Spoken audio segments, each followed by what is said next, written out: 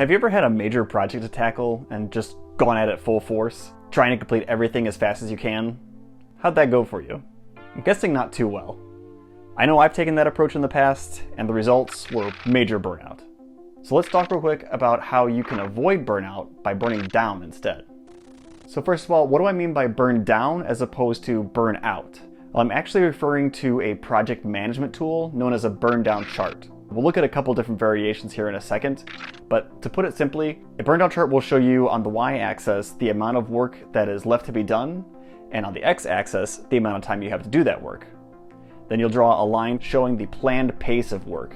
As long as you work at this pace, you'll finish the project on time. Then all you have to do is regularly update the amount of work that's left to be done, and the chart will automatically show you if you need to speed up your efforts or if you can actually ease back. So let's see this in action. Before we work through an example together, I just want to quickly show you how I've used burn down charts in the past. Once upon a time, I illustrated a chapter book that required 40 unique illustrations. Now, the amount of work shown on the y-axis could be the total number of tasks, or it could be the total duration of tasks in hours if you need that level of accuracy in tracking your progress. I went by the number of illustrations, so I marked the y-axis up to 40.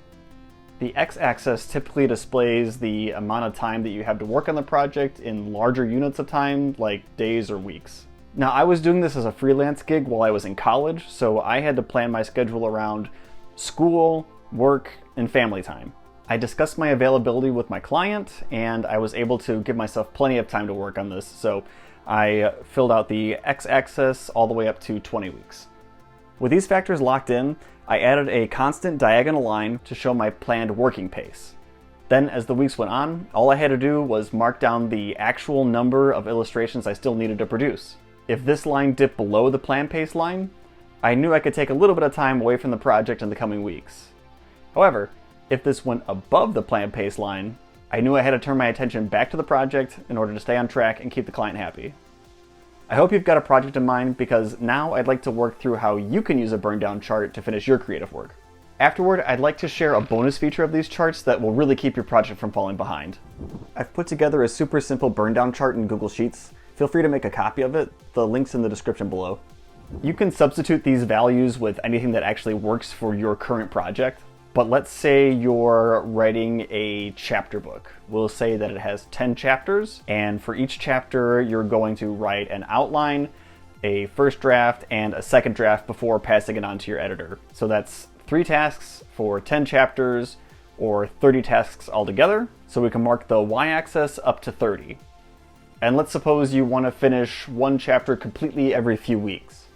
One chapter every 3 weeks gives us 30 weeks. Now go ahead and draw in your planned pace line, and as time goes on, just mark down the actual progress that you've made on the burn down chart.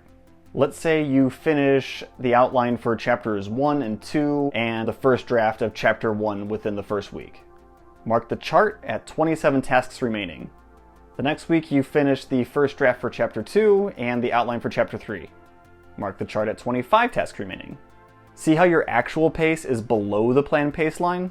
That's great. That means you're on track to finish the project early. If, however, as time goes on, your actual progress goes above the planned pace line, you'll know just at a glance that you have to start speeding things up.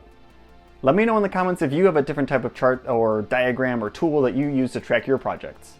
Okay, now for that bonus feature I mentioned earlier. Let's say your editor calls you and says if your project can't be finished within 34 weeks of beginning, that he'll unfortunately have to drop the project altogether. Well, now you've got something called a drop dead date. If you can't make this date, the project drops dead. So to account for this, you turn your planned pace line into a target pace line. You're still targeting this date for completion, but now you add a drop dead pace line.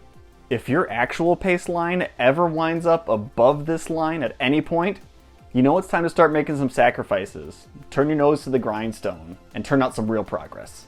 For me at least, sometimes I need that extra pressure in order to motivate myself, which admittedly isn't great because relying on motivation in order to get work done is a pretty weak system.